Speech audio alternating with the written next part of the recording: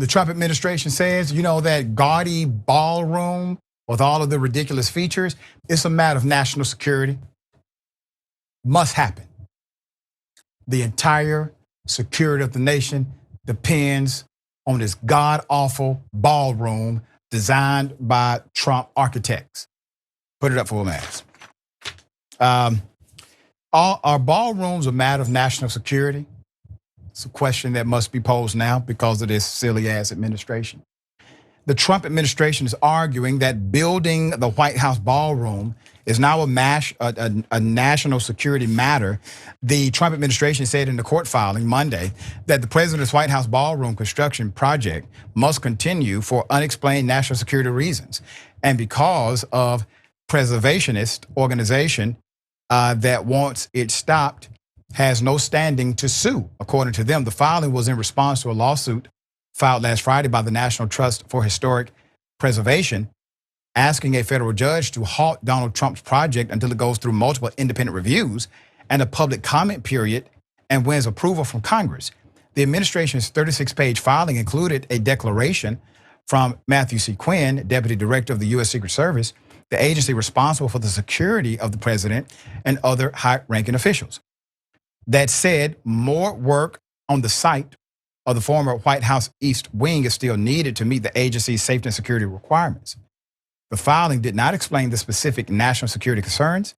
The administration has offered to share classified details with the judge in private, in-person setting without the plaintiffs present. The East Wing had set atop an emergency operations bunker for the president. Quinn said even a temporary halt to construction would consequently hamper the agency's ability to fulfill its statutory obligations and its protective mission. A hearing in the case was scheduled for Tuesday in federal court in Washington. A federal judge said Tuesday he's leaning toward denying a preservationist group's request to temporarily halt Trump's White House ballroom project, saying the organization failed to show that irreparable harm will be caused if the project moves forward. Trump, speaking Tuesday night at a Hanukkah event, thanked the judge for the courage in making the proper decision. He also described the ballroom as costing $400 million. Those previously price tag was $300 million. Expect that the real price tag to be damn near $1 billion. Okay, so Trump should not think this judge too fast. For those who are providing just cause in a lawsuit, quickly, please note the judge told you why he's rejecting it, okay? Not because it is a frivolous lawsuit. He can dismiss it with prejudice, but he didn't do that.